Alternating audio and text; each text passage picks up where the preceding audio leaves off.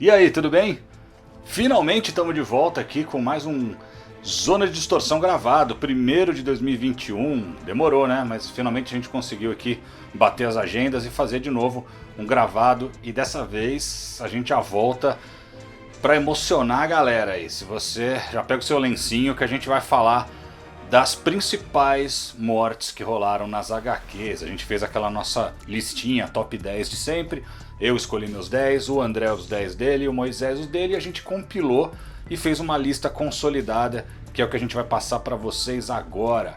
Antes de mais nada, quero dar as boas-vindas, que bom ver meus amigos de novo aí no começo do ano, André e Moses Magno. Meus amigos, muitas vezes a editora precisa vender mais, precisa renovar, precisa conquistar um novo público, e uma das formas mais eficientes e também usadas no cinema e na TV é matar personagens importantes.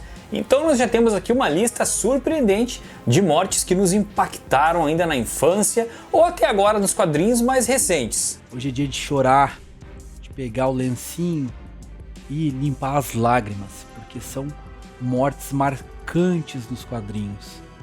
Então, sejam bem-vindos a essa zona de distorção.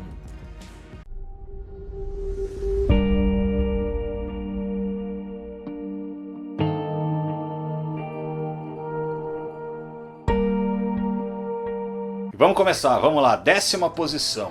As nossas opiniões misturadas colocaram na 10ª posição Robin, Jason Todd. Emblemática essa morte aí, hein?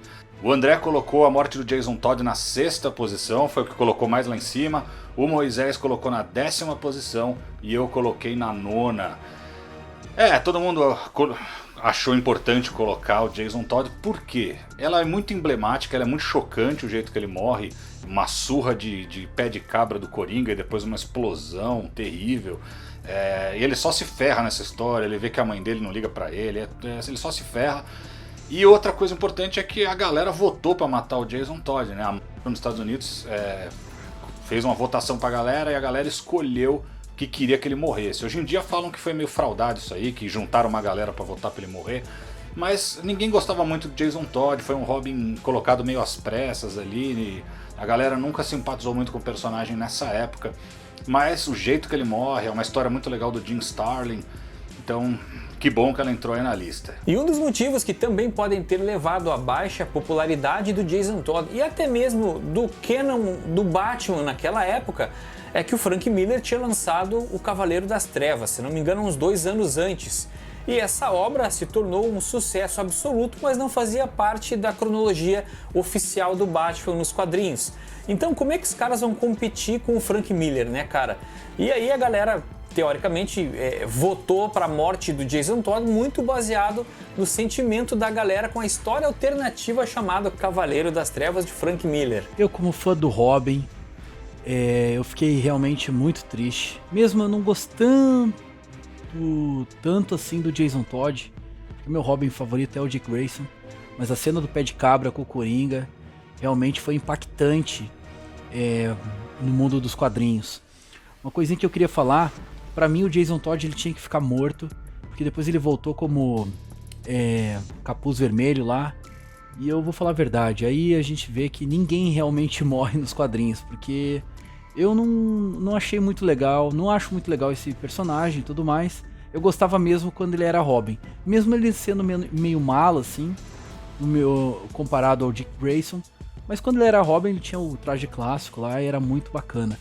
Então realmente me impactou, porque foi uma votação, né? E a cena do pé de cabra foi marcante aí. Realmente tá nas 10 mortes mais impactantes aí do universo dos quadrinhos. 9ª posição, Guardião da Tropa Alpha. Só eu votei nesse. Os dois não votaram, mas eu coloquei na 2ª posição, então eu consegui que ele ganhasse uma posiçãozinha aqui mesmo, que fosse no fim da nossa lista. Vocês vão falar, lógico, eu ia votar por causa do John Byrne. Sim, também, porque a história é muito boa. Mas também é uma das mortes mais impactantes da história dos quadrinhos, o jeito que ele morre, o James MacDonald Hudson da Tropa Alpha. Eu entendo que ele não é um personagem tão popular e mainstream, quem não é galera nerdona dos quadrinhos às vezes não conhece ele, mas o jeito que ele morre é tão contundente, tão pesado também, ele morre, a roupa dele explode, ele tá tentando desativar, no último segundo a mulher dele distrai ele e a roupa acaba explodindo e ele fica em chamas, pegando fogo na frente da mulher até virar cinzas. Antológico, sensacional, e ainda depois tem aquela volta do Guardião falsa, que é outra saga sensacional.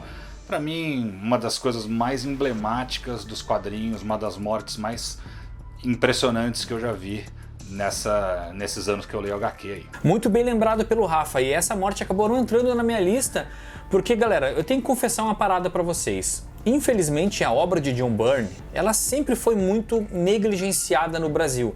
Muitas pessoas, como eu, por exemplo, não tivemos acesso à Tropa Alpha na infância. Eu fui conhecer a Tropa Alpha, muito tempo, tipo quase anos 2000, porque eu não tinha condições de conseguir os quadrinhos da Tropa Alpha. Até porque as histórias vinham escondidas em outras histórias, de outros personagens, as caras cagadas da Abril, tá ligado? E até a própria Panini também negligenciou demais. Mas assim, falando da morte em si, a gente precisa realmente bater palmas de pé pelo trabalho feito pelo John Byrne, mostrando em poucos quadros aquela armadura se desfazendo que tem por baixo do uniforme, aquelas ligas metálicas. Ficou muito legal, muito cinematográfico aquilo ali, realmente é muito impactante. Sempre gostei muito mais das equipes B, seja da Marvel como da DC. Gosto também de personagens mais urbanos, tipo Defensores. E a Tropa Alpha pra mim era uma equipe que eu achava muito legal, porque tinha o Sasquatch, personagem sensacional, né? Então, muito bem lembrado aí, Rafa. Mais uma vez John Byrne aqui na nossa lista, né? Mas realmente o Rafael fez um bom lembrete.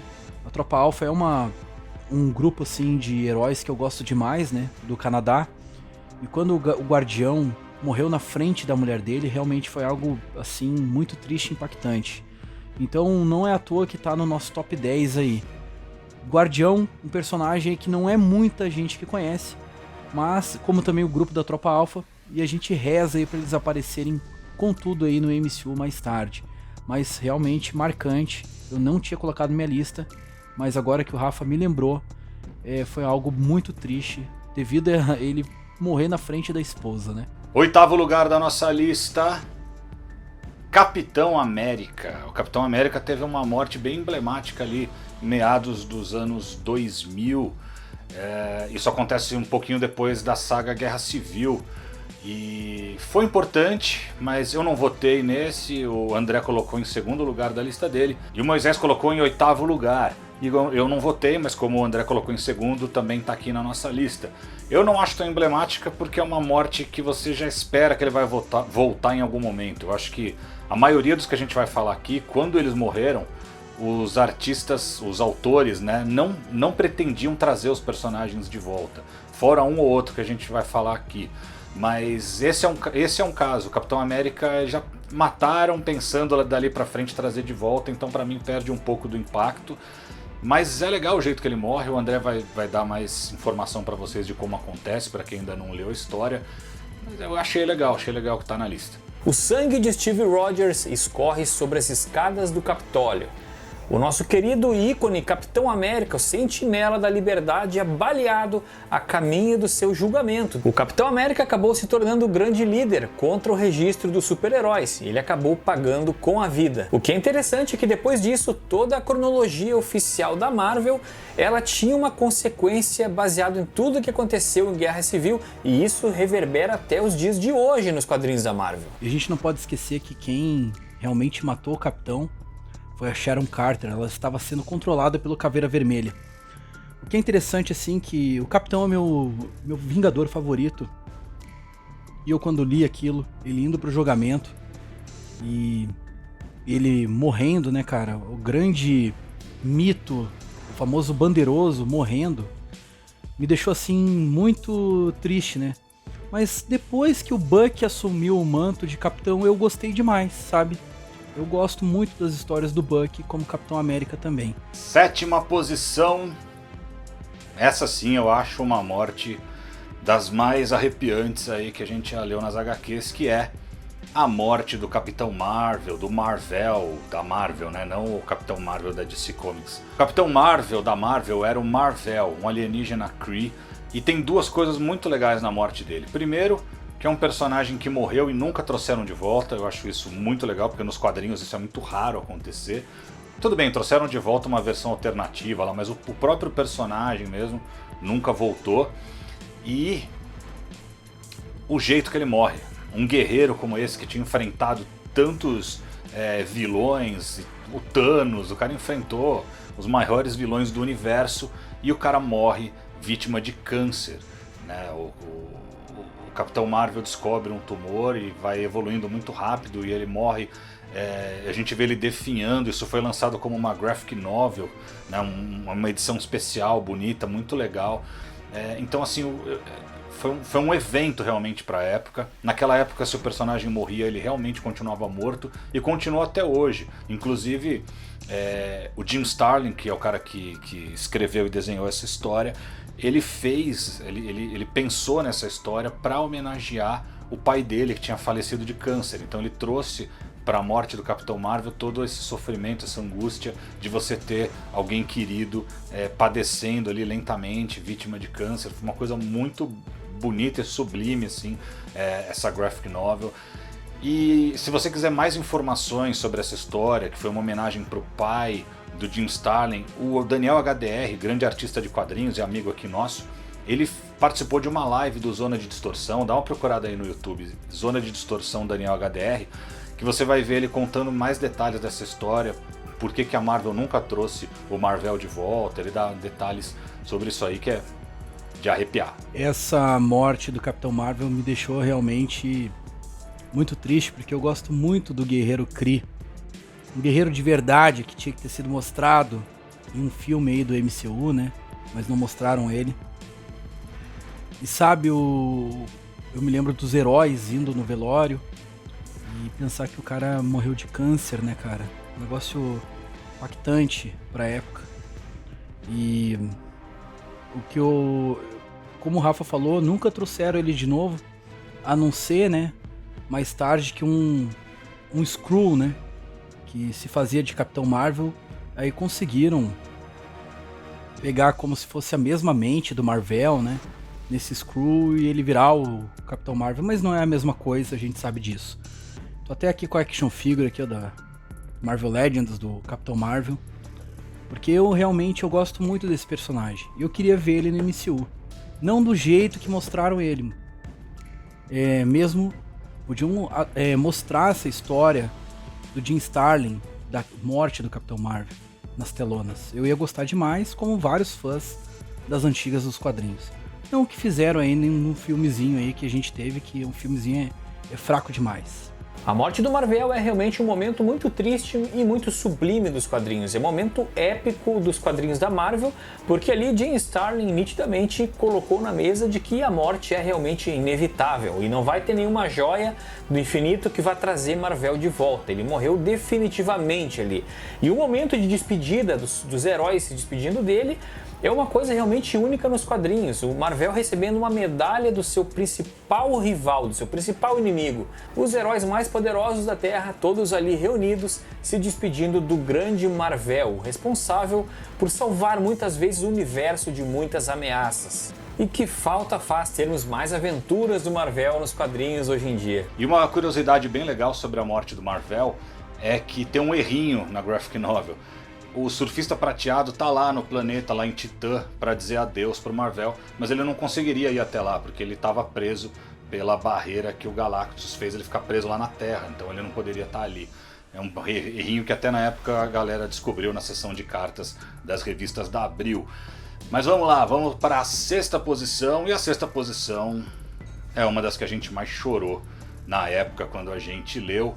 Uma das coisas mais importantes que já aconteceu na história da Marvel.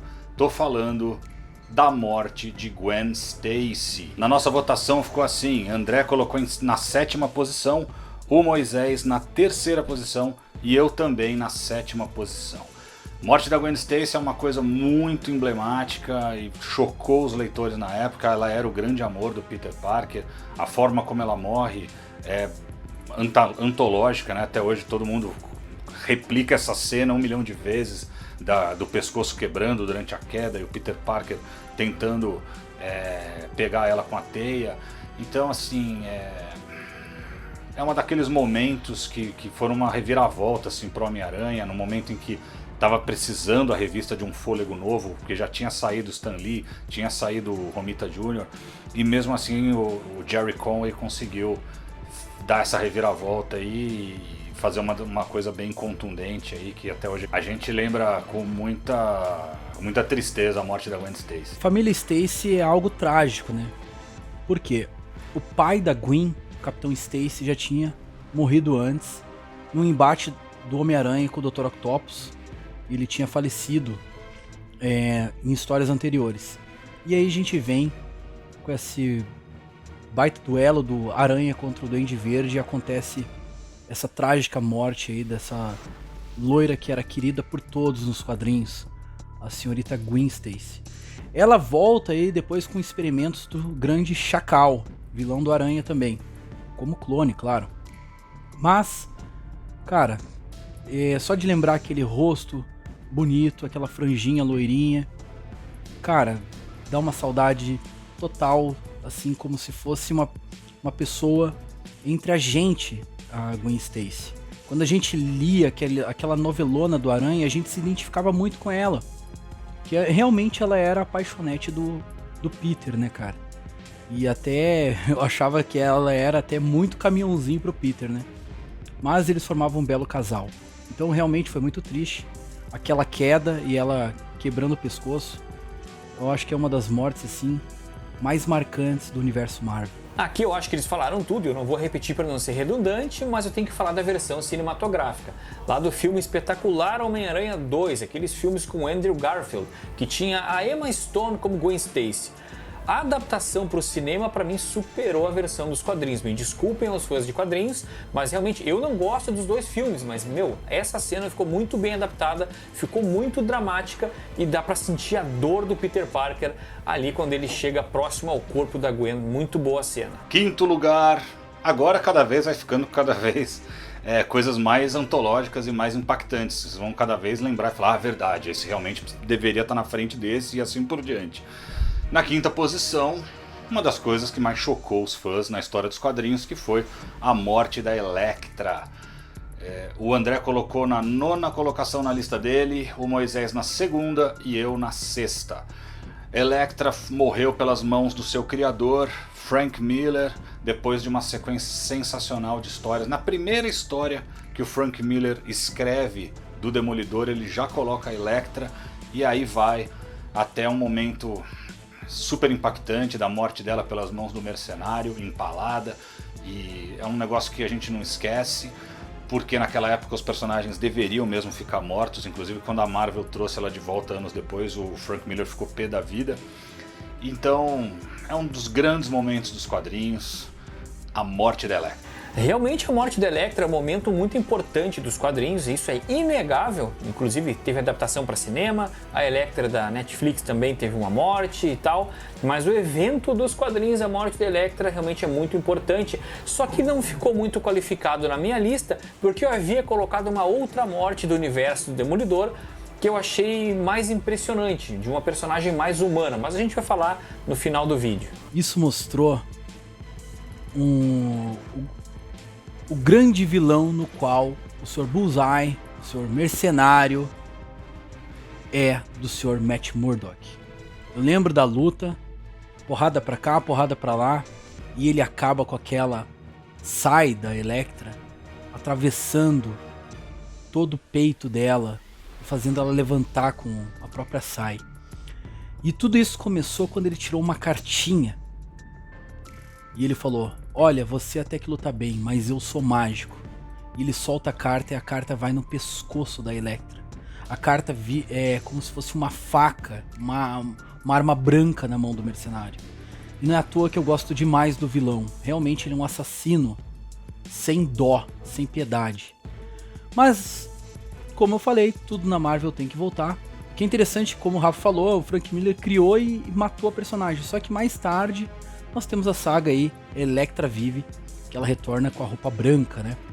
Mas foi realmente eu me lembro dela toda cambaleando e o Matt Murdock encontra ela toda machucada. Aquilo ali realmente marcou nos quadrinhos, inclusive a minha fase favorita de um herói é a fase do Frank Miller no Demolidor. Quarto lugar, Supergirl. André colocou na quarta posição, Moisés na sexta posição e eu coloquei na terceira posição. Supergirl impactou demais a gente. Quem não lembra dessa capa? Quem não lembra? Ela parece muito com uma outra aí, mas é uma capa muito inesquecível dos quadrinhos, desenhada por um dos maiores artistas da história das HQs, George Pérez, e ele que desenha também A Crise nas Infinitas Terras, que é um evento sensacional em termos de grandiosidade, das coisas que vão acontecendo, das mortes que vão rolando. E a morte da Supergirl é um dos momentos altos da saga. Nem acho a Supergirl um personagem tão relevante assim, mas o jeito que eles preparam a morte dela é muito triste realmente. Você se emociona de ver a tristeza do Superman, das pessoas que gostavam dela, o Brainiac 5 que gostava dela, a Batgirl que era amiga dela. Então é um negócio muito bonito e triste, a forma como ela morre e depois ela é sepultada. Então ela morre pelas mãos do Anti-Monitor. Então eu acho assim um dos grandes momentos dos quadrinhos. Eu acho que essa capa é uma das mais marcantes que eu já vi nos quadrinhos. O Superman segurando a Supermoça, na minha época era Supermoça, tá? Que a gente conhece como Supergirl, aos braços assim, né? E a morte dela em relação ao Anti-Monitor, cara, fez o próprio Superman, né? Caiu uma lágrima dele, ele fica muito irritado, cara. E a gente sabe que o Superman é toda aquela paz, né? Deu pra ver que ele ficou com muita raiva mesmo. E ele foi pra porrada depois, no final de Crise nas Infinitas Terras. Falando da saga, pra mim a maior saga que eu já li da DC, minha favorita, né? Temos Watchmen, que eu amo, mas Crise pra mim é uma coisa assim fora de sério. É a minha saga dos quadrinhos favorita da DC, né? E além dessa morte, a gente teve outra que talvez vamos citar aí no nosso top 10. Cara, aconselho demais a ler Crise nas Infinitas Terras. Crise nas Infinitas Terras é sem sombra de dúvidas uma das maiores sagas de todos os tempos, já feitas nos quadrinhos. E o diálogo final da despedida da Kara com o Superman é algo realmente emocionante. A Kara fala o quanto ela admira o Superman, ela fala o quanto ele representa para ela. E depois nós temos toda aquela emocionante despedida dos heróis, nós temos os noticiários mostrando que a Supermoça havia morrido, que ela teria o seu enterro. Foi algo realmente épico no universo dos quadrinhos. Chegamos no nosso pódio e vamos para a nossa medalha de bronze. Qual que é, na nossa opinião aqui misturada, a terceira principal morte na história dos quadrinhos mainstream de super-heróis? Vamos lá. É ela. É a Jean Grey, a Fênix Negra. E é a capa que eu falei que parece muito com essa da morte da Supergirl. É essa capa aí que mostra o Ciclope segurando a Jean nos braços. Só que uma curiosidade é que essa capa não traz a história que ela morre, porque ela não ia morrer. Então eles fizeram isso na outra edição, ela ia se salvar. Só que aí o editor da época, o Jim Shooter, falou: não, vocês não podem deixar essa personagem viva porque ela destruiu um planeta e matou bilhões de seres. E aí ele deu uma opção pro Chris Claremont e pro John Byrne: tranca ela numa prisão e tortura ela por toda a eternidade. Daí o Chris Claremont falou: se tiver que fazer isso eu prefiro matar ela. Daí o Jim Shooter falou: tá bom, então mata. Então eles partiram para a morte da Jean Grey, que não estava prevista, mas que eu acho que deixou a história muito mais clássica em um momento dos quadrinhos que até hoje ninguém esquece. O final da saga da Fênix Negra, com ela se sacrificando, né, cometendo suicídio para não ser mais possuída pelo poder da Fênix, né, pela Força Fênix. Depois foi criada essa história da Força Fênix, na época era ela mesma, não era uma força externa que tinha possuído ela, mas foi uma coisa que até hoje, se você falar quais são os grandes momentos dos quadrinhos da Marvel, você tem que falar da morte da Fênix Negra, da Jean Grey.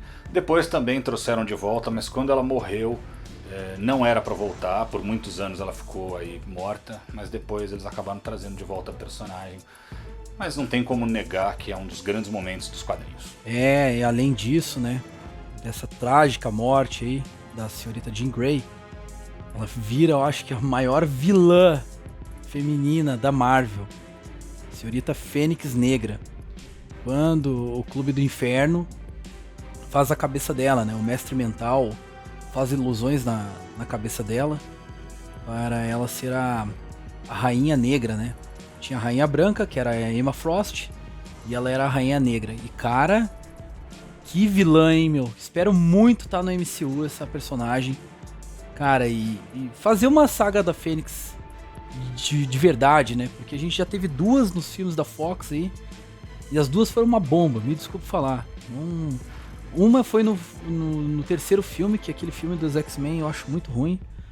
E a outra é o próprio Saga da Fênix, que depois saiu com os outros atores, que é pior ainda.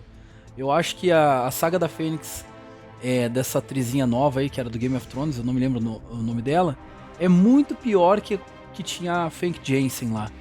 E olha que eu não gosto daquele filme X-Men, o Confronto Final, hein. Mas vamos esperar aí pra isso daí aparecer no MCU, né, galera? Mais um momento muito emocionante e doloroso nos quadrinhos da Marvel. Dessa vez, a Jean Grey se despede de Scott Summers e comete o alto sacrifício. Ela poderia ter se tornado uma deusa, poderia erradicar toda a humanidade sendo a percussora do caos, mas ela preferiu morrer como uma humana. E é com essas palavras que o Vigia, grande observador da Terra, encerra as últimas páginas dessa saga incrível desenhada por John Byrne. E agora eu vou plantar uma treta. Marvel, Carol Danvers nunca vai ser mais poderosa que a Feiticeira Escarlate e muito menos mais poderosa do que a Fênix. Não tem como fazer essa comparação. Então, para com isso. Eu achei que o Moisés ia falar mal da Capitã Marvel agora, eu achei que ele ia fazer essa comparação da Capitã Marvel com a Fênix, porque o Moisés, do mesmo jeito que tudo eu encaixo o John Byrne, tudo o Moisés encaixa falar mal da Capitã Marvel, mas dessa vez eu me surpreendi que foi o André. Que legal, a vida sempre surpreende a gente nas coisas, né? Importante dizer que o André colocou a morte da Jean Grey na 5ª posição, o Moisés na 7ª posição e eu coloquei na 1ª posição. Pra mim é a morte de super-herói mais impactante da história. Vamos então para a nossa 2ª posição, medalha de prata, e é a morte do Superman. O André votou nessa morte do Superman e colocou na 1ª posição, e o Moisés também. E eu coloquei na 10ª posição. Pô, mas por que você não tá combinando com seus amigos? Porque eu acho a morte do Superman super importante do ponto de vista mercadológico. Foi uma das HQs que mais vendeu de todos os tempos e que mais deu repercussão em todas as mídias. Saiu da bolha da HQ. Foi parar na Time, foi o quadrinho que mais vendeu da história da Editora Abril, de super-herói. Vendeu mais que a Disney nessa época. Então assim, é um negócio que estourou, assim, todo mundo queria saber, pô, morreu o Superman, até quem não lê quadrinhos, então por isso foi muito importante. Mas em termos de história e de importância, a gente já sabia que logo em seguida ele ia voltar, a história não é lá grande coisa na minha opinião, então eu não acho uma coisa tão relevante assim do ponto de vista de história e de consequência que teve isso, né? Porque logo ele volta e toca a vida. Mas assim, é importante, acho legal que tá aqui, ficou na nossa medalha de prata. Discordo totalmente do Rafael, cara. Pra mim foi uma das coisas que mais me impactaram aí nos anos 90. Eu lembro que eu fui, nessa época, comprar rapidíssimo na época a gente chamava de gibi, né? E ele tinha uma capa preta. E tava lá, a morte do Superman. E quando eu li, cara, pô, aquele embate dele contra o Doomsday, né? O Apocalipse. Cara, meu, eles todo com a camiseta rasgada. Ele conseguiu acabar com o Apocalipse, mas, cara, ele todo detonado. A Lois Lane foi lá, segurou ele. Meu, de chorar, né, gente? De chorar. Porque, meu, pra mim o Superman, ele é o meu herói favorito da DC. O Superman, ele tem coração, ele tem a paz no seu interior. E eu me lembro que quando eu vi um documentário que parece que não tava vendendo muito bem os quadrinhos do Superman, né? E eles falaram, vamos decidir matar ele. O outro cara que tava conversando com o editor, né? Falou, quê? Matar o mito Superman? E os caras mataram ele. Bom, mas a gente sabe, né, que isso não ia durar por muito tempo. Depois o Superman volta e o retorno do Superman é bem legal. Ele com aquele mullet e aquela roupa preta, eu acho muito legal. E a gente teve outros clones aí do Superman, né? O próprio Superboy, o Aço. Cara, muito legal. É aquele Superman robótico lá, cibernético. E tudo vem nessa fase aí pós-morte do Superman, eu lembro até hoje. Inclusive eu aconselho todo mundo pegar essas histórias aí se puder. Para o alto e avante. A morte do Superman para mim foi um evento muito importante porque pela primeira vez eu tinha visto na televisão falarem de quadrinhos. Era coisa que nos anos 90 não se via muito. E antes da HQ ser lançada, eles já começaram com a publicidade. Naquele tempo não tinha internet e a gente tinha ou era jornal ou era televisão. E eu vi uma matéria na TV, puxa, vão matar o Superman. E aí mostraram a capa do símbolo Superman, aquela capa preta com o símbolo do Superman escorrendo sangue. E aí, com certeza, as bancas começaram a bombar e eu tive muita dificuldade para conseguir a minha edição. E eu consegui. E pela primeira vez essa HQ mostrava o Superman enfrentando um inimigo imortal, um inimigo invencível. E essa HQ é sensacional e é uma história muito densa. Eu tenho aqui as duas versões do encadernado e tal. Olha a quantidade de páginas que tem aqui, parte 1 e 2. Então, cara, assim, pra mim tá no top 1 e é um dos momentos mais icônicos. A cena simbólica da capa do Superman representando uma bandeira toda detonada no meio dos escombros, no meio da destruição, mostra ali a queda de um símbolo. Mesmo que a gente saiba que ele ia voltar depois e tal, mas foi um momento realmente muito marcante e tá no topo da minha lista de morte mais importante de todos os tempos dos quadrinhos. Chegamos no nosso número 1. Quem que tá faltando? O Moisés já deu uma dica lá atrás, hein? Crise nas Infinitas Terras traz duas mortes muito importantes. A gente já falou da Supergirl, a outra é a morte do Flash Barry Allen. Essa é outra morte que deixou a gente muito impressionado quando aconteceu na Crise nas Infinitas Terras, que foi publicada em 1985 nos Estados Unidos e em 87 aqui no Brasil. O Barry Allen estava tentando evitar que o Antimonitor destruísse, né, toda a existência, recriasse o universo de antimatéria que ele queria lá. E aí o Flash consegue destruir uma máquina que seria importante para o Antimonitor. No processo ele acaba voltando no tempo de tão rápido que ele gira e ele começa a aparecer desde o começo da minissérie para vários personagens, assim, e ninguém entende o que está acontecendo. Então o jeito que mataram ele é muito criativo. Porque no comecinho da crise ele começa a aparecer todo definhando para as pessoas e a gente não entende o que está acontecendo. E lá na frente a gente vê o que aconteceu. Ele foi voltando até definhar e deixar de existir. E aí o Wally West acaba se tornando o novo Flash. Mais pra frente, bem mais pra frente, trouxeram de novo o Barry Allen. Mas por anos ficou aí o Wally West no lugar. Foi a fase que eu mais acompanhei enquanto eu lia os quadrinhos da DC. O André colocou na terceira posição, o Moisés na quarta e eu também na quarta. Você vê como Crise nas Infinitas Terras é algo muito grandioso. Os caras mataram dois personagens que eram de muito sucesso na DC Comics. Pô, Flash e Barry Allen, pra mim o melhor Flash. Eu gosto do Wally West, mas o Barry Allen é infinitamente melhor. É um cientista, é um cara que ele tem um coração heróico tipo do Superman, cara. Ele quer ajudar sempre os mais necessitados. E sabe, a morte dele, ele ficando meio caveira com o uniforme meio se desintegrando. Cara, aquilo lá... Meu Deus do céu, quando eu li Crise, eu fiquei perplexo, gente. Fiquei perplexo. A gente sabe que depois o Barry Allen volta, como o Rafa falou, né? Mas eu me lembro muito bem que pós o Barry Allen eu comecei a gostar do Wally West. Eu gostava dele nos Novos Titãs, né? Mas eu comecei a gostar muito dele na liguinha, né? Na Liga Cômica.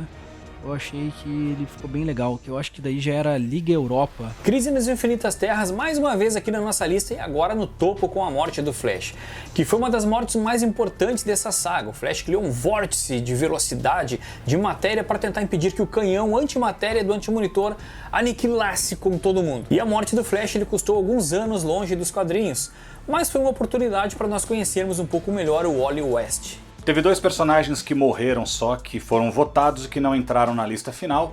Um deles é o Tio Ben. O Tio Ben é aquele personagem que morre, né? É um personagem que existe para morrer. Ele aparece só na primeira história do Homem-Aranha e já morre. Então é uma morte importante, embora depois ele não aparece, ele só vem naquelas lembranças para o Peter Parker. O André não votou nele. Eu e o Moisés colocamos lá em 9º e 10º também, não achamos tão relevante assim. E a Karen Page. Karen Page morre na história O Diabo da Guarda do Demolidor. O André só que votou nela e eu e o Moisés não. O que o André tem a dizer sobre a morte da Karen Page? Eu sempre gostei mais desses heróis humanos do universo Marvel. Heróis que não tinham grandes poderes, mas que podiam trazer problemas reais, problemas que qualquer um de nós poderia ter, tipo o Homem-Aranha, o Frank Castle, o Demolidor. E nessa fase dos quadrinhos, que tivemos a morte da Karen Page, ela tinha um relacionamento com o Demolidor. E ela também estava enfrentando e se recuperando do uso de drogas, então uma parada bastante pesada. E nessa trama, o vilão Mistério estava fazendo o que podia para tentar derrubar, enfraquecer, enlouquecer o Demolidor. E todas as pessoas que estavam ligadas ao Demolidor acabaram se tornando vítimas do vilão Mistério, que acabou contratando o Mercenário também. O Mistério chegou inclusive a se passar por um médico e deu a notícia da Karen Page que ela estava com HIV. Olha o nível da história. Então o Mercenário, contratado pelo Mistério, sequestrou um bebê que estava sob os cuidados do Demolidor e eles começaram uma grande perseguição. Nessa perseguição, o vilão Mercenário acaba usando o próprio bastão do Demolidor contra ele mesmo. E a Karen Page, para defender o Demolidor, acaba entrando na frente e o bastão do Demolidor acaba atravessando o peito de Karen Page, que morre nos braços do Demolidor num momento bastante triste dos quadrinhos. Tem duas mortes bem legais também, que a gente acabou não votando nelas, mas que eu acho que vale a pena lembrar. O Columba, da dupla Rapina e Columba, que morre em Crise nas Infinitas Terras. Esses personagens foram criados pelo Steve Ditko. E uma curiosidade é que o Columba representa o Partido Democrata americano e o Rapina o Partido Republicano. Não sei se vocês sabiam dessa. E o Pássaro Trovejante. O Pássaro Trovejante dos X-Men foi uma morte muito importante porque foi outro personagem que nunca foi trazido de volta. Então eu gosto, logo no começo dos novos X-Men ele morre ali também tentando se provar, coitado do índio, né? Sempre morre nos filmes, também nos quadrinhos, mas é também um momento muito importante. Galera, valeu, é isso aí. Toda sexta a gente tá ao vivo, nós três aqui conversando no Zona de Distorção, lá no canal Nerd Fusão, já se inscreve lá pra não perder. É toda sexta-feira, 8 horas da noite, e daqui a 15 dias a gente tá de volta aqui, e a partir de agora a gente vai trazer uns programas pra vocês que vocês não estão esperando. Umas coisas muito legais em termos de conteúdo aqui no Zona de Distorção gravado. Não perde, até mais!